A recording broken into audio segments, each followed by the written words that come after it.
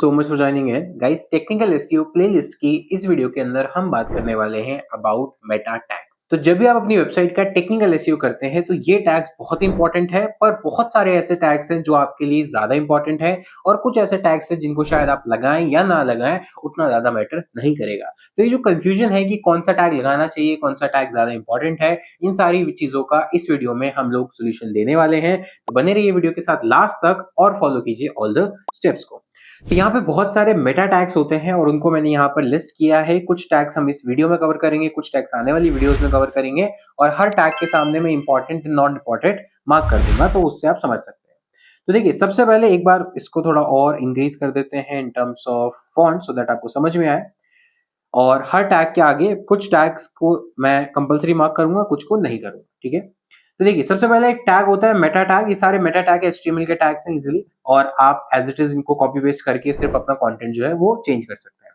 तो सबसे पहले मेटा टैग है http equivalent content type content text html character UTF-8। Basically ये एक ऐसा टैग है जो बाय डिफॉल्ट यूजुअली जब भी आप वेबसाइट बनाते हैं या कोई भी अच्छा डेवलपर वेबसाइट बनाता है तो ये मेटा टैग ऑलरेडी जनरेट कर हो जाते हैं, या फिर जब आप लाइब्रेरी इंपोर्ट करते हैं तो भी जनरेट हो जाते हैं। बेसिकली क्राउलर को ये बताते हैं कि आपका जो कंटेंट टाइप है वो क्या है, टेक्स्ट और HTML है, और जो कैरेक्टर है वो क्या है, UTF-8 है। स्टैंडर्ड इनकोडिंग टाइप जो है वो UTF-8 के अंदर है। तो ये आपकी वेबसाइट में बाय डिफॉल्ट यूजुअली आते ही आते हैं, नहीं आते हैं तो डेवलपर को आप बोल के इसको डलवा सकते हैं। ये इंपॉर्टेंट है, यस, इससे काफी चीजें पता चलती है about the type of content and about the encoding type. तो ये है आपके लिए इंपॉर्टेंट, ये आपको डालना चाहिए अपनी वेबसाइट के हेडर सेक्शन में। फिर इसके बाद बात करते हैं सेकंड टैग की, जो है टाइटल। टाइटल टैग के बारे में ऑलरेडी हम बात कर चुके हैं, तो टाइटल टैग डेफिनेटली हर पेज पे होना चाहिए। ये आपके टाइटल टैग को दिखाता है, टाइटल को दिखाता है। जैसे अगर फॉर एग्जांपल यहाँ बात करेंगे तो यहाँ पर जितने भी टैब्स खुले हैं उनके अंदर जब मैं हवर करता हूँ तो एक टाइटल लिख के आता है, और जो हमारा एसईओ के एसईओ के सर्च इंजन रिजल्ट पेजेस है उसमें भी जो टाइटल आता है वो इसी की वजह से आता है। तो ये बहुत इंपॉर्टेंट है। तो ऑफ कोर्स ये भी क्या है आपके लिए बहुत बहुत ज्यादा इंपॉर्टेंट टैग है। तो टाइटल टैग भी हमारे लिए इंपॉर्टेंट है। सेकंड है description tag. Yes, description tag भी इंपॉर्टेंट है क्योंकि मेटा डिस्क्रिप्शन को डिनोट करता है, और टाइटल और डिस्क्रिप्शन जो हमारे सर्च इंजन में दिखते हैं वो इन्हीं दोनों टैग से कंट्रोल होते हैं। तो ये दोनों टैग आपकी वेबसाइट पे जरूर होने चाहिए हर पेज पे।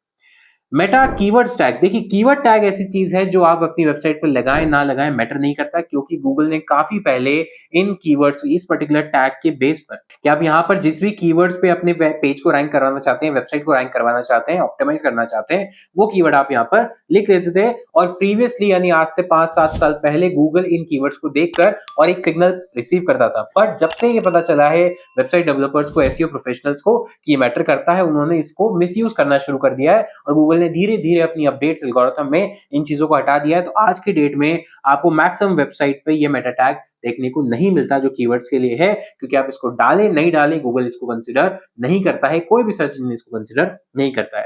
तो यहां पर इसको मैं डाल दूंगा as a not important tag. तो इसको आप डालें ना डालें कोई फर्क नहीं पड़ता, तो फालतू में डालने की जरूरत नहीं है, नॉट इंपॉर्टेंट। देन उसके बाद है Meta name publisher content ABC, यानी ये इंपॉर्टेंट, मैं बोलूंगा इंपॉर्टेंट है भी नहीं भी, ये एक न्यूट्रल टैग है। यानी इसको आप डालें तो भी बेटर, नहीं डालें तो भी ऐसा कोई बड़ा इंपैक्ट आपकी वेबसाइट पे नहीं होने वाला है। ये बेसिकली टैग आपकी वेबसाइट के आने वाले क्राउलर को बताता है कि इस वेबसाइट पे जो भी कंटेंट पब्लिश हुआ है उसका पब्लिशर कौन है। तो ऑब्वियसली अगर आपने वेबसाइट बनाई है, कंटेंट आपने सारा यूनिक लिखा है, तो आप इस टैग में पब्लिशर एंड कंटेंट में आपके ब्रांड का नेम या आपकी वेबसाइट का नेम यहाँ पर डाल सकते हैं। इससे क्राउलर को पता चलेगा कि ये आप ही इस वेबसाइट के पब्लिशर है और कंटेंट क्रिएटर है। तो ये इंपॉर्टेंट नहीं है, बट हाँ ये एक आप कह सकते हैं कि न्यूट्रल टैग है, यानी आप इसको यूज करें तो भी ठीक है, नहीं यूज करें तो भी ज्यादा इंपैक्ट नहीं होने वाला। Meta name copyright content this abc.com all right reserve. Again ये मेटा टैग क्या करता है, कॉपीराइट दिखाता है कि अगर मान लीजिए आपने अपनी वेबसाइट के कंटेंट पे कॉपीराइट लिया हुआ है और आप ही का वो कंटेंट है, तो वो कॉपीराइट क्लेम करने के लिए, कॉपीराइट बताने के लिए गूगल के क्राउलर को आप ये टैग यूज कर सकते हैं। अगेन ये एक न्यूट्रल टैग है, क्योंकि ये बहुत ही रेयर केस में यूज होते हैं न्यूट्रल टैग। आप यूज करें तो बेटर, नहीं यूज करें तो भी बेटर। देन आता है Meta tag document state static content, कि आपका वेबसाइट किस तरह का है, स्टैटिक है, डायनामिक है, क्या रन टाइम पे डेटाबेस से जनरेट होकर फाइल्स आती हैं, कंटेंट आता है, या डायनामिकली आपके किसी और रन टाइम पे एचटीएमएल का पेज बनता है। तो किस टाइप का आपकी वेबसाइट का कंटेंट है, किस टाइप का वेबसाइट का टाइप है। तो document state that is static. Again ये भी क्या है, एक न्यूट्रल टैग ही है। इसके बाद ये कैशे कंट्रोल, इट मींस आपकी वेबसाइट अगर वर्डप्रेस में है तो कैशे कितनी बार आपको कैशे वर्जन दिखाना है या कैशे वर्जन नहीं दिखाना है, तो यहाँ पर लिखा हुआ है नो कैशे। अगेन ये भी आपके लिए उतना मैटर नहीं करता है, ये भी एक क्या है, न्यूट्रल टैग है। अगेन यहाँ पर भी सेम, यहाँ पर भी जो भी 3-4 आपके टैग्स हैं नो कैशे के बारे में है। अब तो ये तो हुए सारे नो कैश न्यूट्रल टैग, तो आप इनको दिखाएं ना दिखाएं कोई मैटर नहीं करता है, ज्यादा इंपॉर्टेंस नहीं है। ऐसा नहीं है कि अगर नहीं दिखाएंगे तो बहुत बड़ा कुछ नेगेटिव इंपैक्ट हो जाएगा, ऐसा नहीं है। पर अब जो टैग की मैं बात कर रहा हूं ये इंपॉर्टेंट है, जैसे कि ऊपर वाले टैग थे ये वाले जो इंपॉर्टेंट टैग है, वैसे ही अब ये वाले भी है। तो देखिए यहाँ पर कैनोनिकल टैग, लास्ट वीडियो में हमने बात की हुई कैनोनिकल टैग क्या होता है, तो ये बहुत ही इंपॉर्टेंट टैग है एसईओ के पॉइंट ऑफ व्यू से, तो इसको आपको जरूर दिखाना चाहिए। ये बताता है कि कौन सा पेज ओरिजिनल है या कौन सा पेज मेन पेज है जिसको आपको इंडेक्स करना है क्राउलर के पॉइंट ऑफ व्यू से। उसके बाद है मेटा नेम रोबोट्स, ये बहुत इंपॉर्टेंट है। क्यों? क्योंकि रोबोट्स यानी जितने भी क्राउलर आपके वेबसाइट पे आ रहे हैं उनको ये टैग क्या बताता है, इंडेक्स एंड फॉलो। यहाँ पे अगर आपने नो इंडेक्स लिख दिया तो हो सकता है कि आपकी वेबसाइट को क्रॉल करे ही ना, और क्रॉल कर ले तो इंडेक्स ना करे। तो आपको यहाँ पर हमेशा इंडेक्स कॉमा फॉलो लिखना है, यानी इस वेब पेज को तो आप इंडेक्स करें ही और इस पर जितने भी लिंक है उनको क्या करें, फॉलो करें। तो ये भी क्या है, ये भी एक इंपॉर्टेंट टैग है। इसके बाद गूगल बॉट, अब ऑफ कोर्स रोबोट्स में सारे आ गए, लेकिन अगर आप इंडिविजुअल बॉट को देना चाहते हैं तो यहाँ पे भी वही चीज आएगी। तो meta name equals to Google bot, यानी गूगल के बॉट के लिए है, content index follow, max snippet -1, max image preview large, max video preview large. ये बेसिकली फॉर्मेट बता रहा है कि अगर इमेज है तो मैक्सिमम उसको 1/1 के रेशियो में दिखाओ, वीडियो है तो 1/1 रेशियो में दिखाओ, और अगर स्निपेट है तो उसको -1 के रेशियो में दिखाओ। ये रेशियो अगर आप नहीं भी लिखेंगे तो चलेगा, लेकिन गूगल बॉट ये वाला टैग आपको जरूर डालना चाहिए अगर आप मल्टीपल मल्टीपल सर्च इंजन के लिए ऑप्टिमाइज कर रहे हैं। सेम चीज यहाँ पर बिंग के लिए कर रहे हैं, तो बिंग के लिए भी आपने डाला, तो अगर अगेन अलग अलग सर्च इंजन के लिए अलग अलग आप डाल सकते हैं।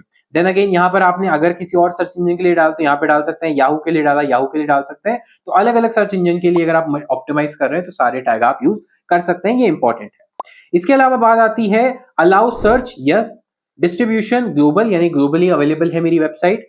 रिविजिट आफ्टर, यानी गूगल के क्राउलर को कितनी बार आप बुला रहे हैं अपनी वेबसाइट पर। आपने बोला कि मेरी वेबसाइट स्टैटिक है, हफ्ते में एक ही बार अपडेट होती है, ज्यादा अपडेट होती नहीं है, तो क्राउलर को आपने एक फ्रीक्वेंसी दे दी कि 3 दिन में एक बार आओ, 4 दिन में एक बार आओ, 5 दिन में एक बार आओ। और अगर आपको लगता है कि डेली आप कुछ अपडेट करते हैं तो यहाँ पे 3 डेज की जगह आप लिख सकते हैं 1 डे।